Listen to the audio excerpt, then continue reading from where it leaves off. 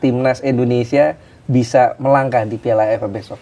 Apakah bisa juara atau cuma sampai fase grup atau semifinal? Kalau tuan rumah dia tuh mungkin belajar bagaimana mengelola, bagaimana dia melihat tim-tim lain, mempersiapkan timnya dan lain, dan akhirnya sekarang dia ada di Piala Dunia. Berarti bukan nggak serius, tapi entah kenapa kita nggak pernah fokus untuk Piala AFF gitu ya? Iya. Iya.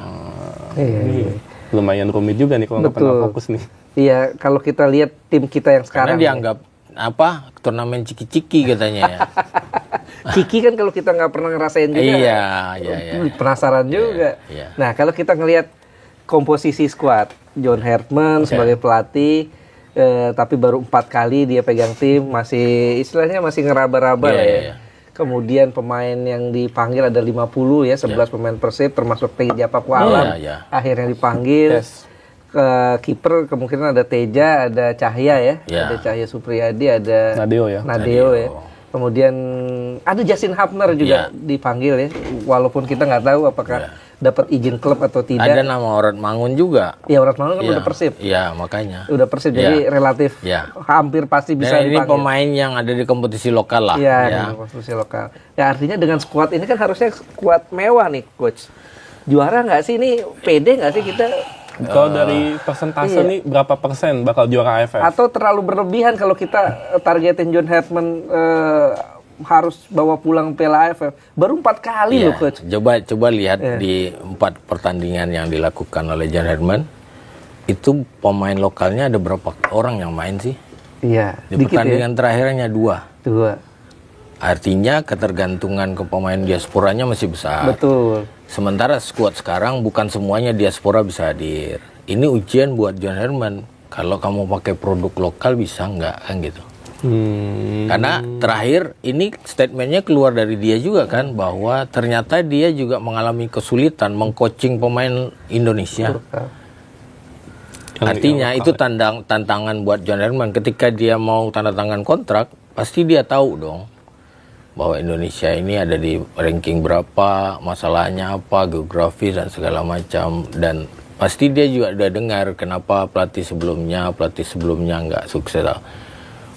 Dan dia pasti ketika dia masuk di Kanada, pasti dia juga tahu dia beradaptasi dan semuanya. Kan kita mau lihat nih pelatih top, bagaimana pendekatannya, kemudian bagaimana leadershipnya, bagaimana dia menghadapi tantangan. Buat kami pelatih lokal juga belajar melihat gitu. Dengan hadirnya pelatih top itu, kita tidak hanya lihat hasilnya saja, ini secara teknis ya. Sebagai seorang pelatih, kami itu juga belajar bagaimana dia memanage, bagaimana dia menghadapi situasi yang mungkin tidak sesuai dengan apa yang dia harapkan. Itu terus ekspektasi masyarakat Indonesia yang medsosnya lebih kencang dari kalau sebelumnya kan gitu kan, dia juga harus beradaptasi dengan itu, mau nggak mau. Bahkan itu sampai bikin medsos kan, sampai bikin IG sendiri ya. Itu siapa adminnya ya? Nah itu dia tuh, mungkin coachnya yang lebih tahu. Nah kalau soal formasi ya. Di era dulu Luis Mia kita pakainya kalau nggak salah 4-3-3 ya. 4-3-3 dengan permainan tiki-takanya, dan kemudian di era Coach Simon waktu itu berapa tuh? Sempat 3 back. Iya, ada 3-5-2, ada 4-4-2 diamond macam-macam. Kemudian era Sintayong yang terakhir yang terakhir dia sering gunakan tuh 3-4-3. 3-4-3 ya. Walaupun sempat di awal-awal 4-4-2 pernah, 4-2-3-1 pernah. Tapi yang terakhir yang sering dia mainkan 3-4-3 tuh. Kayaknya udah yakin dengan itu. Dan di era Patrick Kluivert juga sempat 4-2-3-1. Sempat 4-3-3 ya, sempat 3-4-3 ya. Diubah 3 lagi. Betul. Nah, di era John Herdman kembali ke kecenderungannya pola 3 back. 3 back. 3-4 tapi depannya bukan 3, 2-1. Nah, kira-kira yang paling cocok menurut Coach Yang pola seperti apa untuk timnas Indonesia di Piala AFF ya? Iya. Pemain Indonesia itu kan dikenal cepat. Kemudian defense-nya agak lemah karena ketika transisi itu kita selalu bermasalah itu, dan itu sejak dulu lah, dari zaman saya juga sama. karena melatih defense itu agak sulit sebenarnya. Jadi kalau ada orang yang bilang melatih parkir bus itu gampang, nah itu salah itu. Ternyata sulit ya? Sulit karena defense itu adalah membentuk karakter. Orang mau bertahan. Sementara kalau menyerang itu naluri. Orang kasih bola pasti mau bikin gol kok. Siapapun itu. Kayak apa yang membedakan? Coba aja nanti kita mainkan pemain depan lawan pemain belakang. Pasti yang menang selalu pemain belakang. Oh gitu. Karena ketika hilang bola dia mau defend. Kalau pemain depan hilang bola dia nggak defend. Diem jalan. Nah ini yang harus dibangun filosofi. Mungkin itu juga kenapa Brazil pilih Ancelotti, karena pemain Brazil sama ini nggak peduli dengan pertahanan, sementara Ancelotti backgroundnya adalah Italia dan pertahanan. Ya nggak tahu lah itu. Kita lihat Brazil sekarang bisa bertahan loh. Iya. Berarti kalau dengan kekuatan timnas 3 atau 4 back menurut coach ya? Harusnya kan Jerman akan melihat komposisi pemain yang ada sekarang, kan bukan komposisi pemain yang dia mainkan pada pertandingan itu. Tidak ada JIJ, tidak ada Kevin Dix di belakangnya tidak ada Emil Odero, tidak ada Martin Paes. Artinya lebih cocok 3 atau 4? Kalau dia punya filosofinya 3, berarti dia akan coba dengan 3. Tetapi kan pasti dia akan bicara fleksibel taktikalnya kalau ini nggak jalan. Kan berarti kan hanya sisa yang tim yang kemarin tuh hanya Rido, Ferrari, Jordi Amat. Yang lain kan tidak. Maka dia akan menghitung pemain yang sudah khatam dengan filosofinya dia dan yang tidak. Terus dia akan berhadapan dengan pemain baru dan itu lokal yang katanya sulit ngasih taunya. Kan gitu. Itu kan menjadi tantangan pelatih. Ya disitulah kita lihat pelatih hebat itu kan bisa membuat pemain yang tidak hebat menjadi hebat. Itu adalah kemampuan pelatih hebat harusnya. Nah Ferrari tadi Coach Yayan nyebut Ferrari ya. Dan di FIFA Matchday sebelumnya kan Ferrari banyak disebut menjadi sorotan karena dia cedera di tim. Dia cedera di klub menit bermainnya sedikit. Kok malah yang ditunjuk Ferrari gitu. Padahal ada Komang Teguh, Brevatari yang lebih banyak main gitu di liga. Sampai-sampai di medsos kan orang medsos galak-galak Sampai ada yang bilang ini pemain titipan atau apa itu. Kira-kira kalau menurut Coach Yayan seperti apa? Kan Jerman punya staff yang sudah keliling. Mungkin pada saat Ferrari main di klub, walaupun itu hanya 1 kali, itu sesuai dengan cara atau kriteria yang dia mau. Kan, dan itu hak pelatih dalam menentukannya. Jadi kita tidak boleh ambil wewenangnya orang. Karena ini agak sulit nih, pelatih itu belajar sampai ke pro, itu sama setara dengan dokter, insinyur. Kan? Ketika dokter memutuskan kamu sakitmu itu, nggak ada yang berani bilang dokternya salah. Insinyur bilang nih kalau bangunan ini harus berapa tiang, nggak ada yang komplain. Tapi kalau pelatih yang setara dengan itu, tapi banyak yang komplain walaupun dia nggak punya ilmu yang sama gitu loh. Ya, stres sebetulnya masih ada nggak sih di timnas nih ya? Sepengetahuan Coach Yayan ya. Pasti ada nggak sih pemain-pemain titipan-titipan gitu atau intervensi-intervensi itu?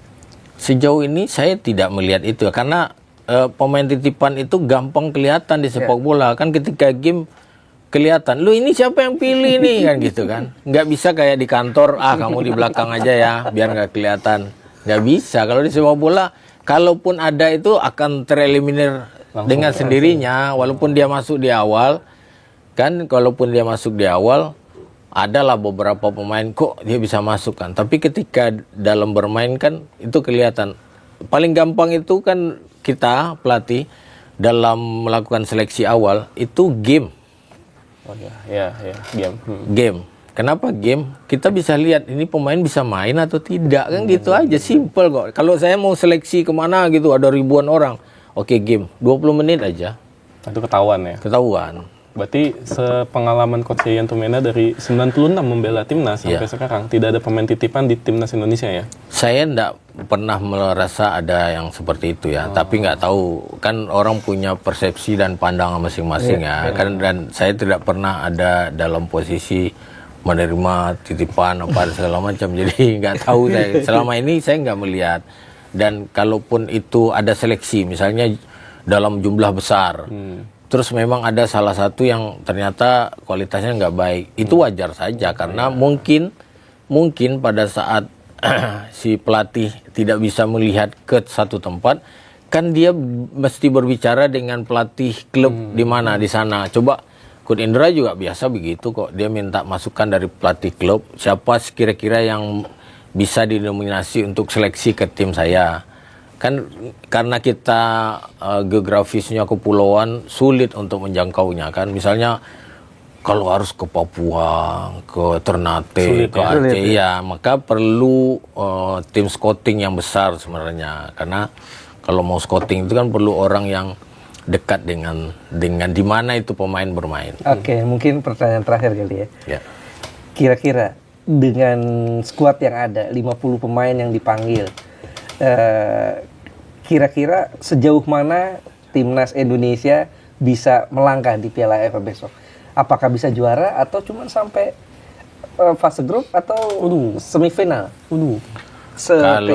Kalau untuk di grup lolos sih insya Allah lolos ya, karena yang satu grup kan hanya Vietnam, terus Timor Leste sama Myanmar, Kamboja ya, nggak ada masalah lah, sama Singapura ya satu lagi ya. Yeah. Ya Singapura, kita lawan Singapura di Singapura. Karena secara generasi Singapura setelah anaknya Fandi Ahmad nggak ada, udah nggak ada nih Singapura. Ya, Ihsan Fandi ya main di luar tapi udah nggak fokus ke timnas, dan generasi timnas yang lain kan nggak ada tuh, cuma anaknya itu aja. Kemudian Vietnam yang selalu develop baik ya. Ya semifinal harusnya udah masuk ya, tinggal bagaimana kita ketemu dengan Thailand. Kalau lebih awal ketemu Thailand, nah itu yang menjadi karena kan kita di grup harus. Tapi Thailandnya lagi flop loh. Thailand itu agak aneh kalau saya ya, kadang-kadang dia flop tapi ketika di level timnas itu luar biasa. Dan itu kita rasakan bukan hanya ketika kita uji coba dengan timnas, tapi dengan klub pun sama. Mereka development di kompetisi lokal. Vietnam itu agak berbeda. Walaupun jumlah pemain asingnya sampai 7 yang main ya. Terus pemain lokalnya ini selalu dimainkan untuk membantu timnas. Ada kerjasama klub untuk membantu tim nasionalnya, sehingga pemain tim nasional yang bermain di beberapa klub ini punya jam terbang, bermain lebih banyak, dan dengan banyaknya pemain, bahkan kalau kita lihat pemain asingnya mereka lebih mahal-mahal dari kita dari berapa tahun yang lalu, lebih kualitas, sehingga itu kan otomatis mengangkat level liganya dia. Jadi kalau saya melihat development di internalnya masih oke, bahkan banyak akademi-akademi yang kerjasama dengan luar dia, karena beberapa kali saya kursus instruktur FIFA di di Thailand, itu fasilitas luar biasa. Gak sempet baca?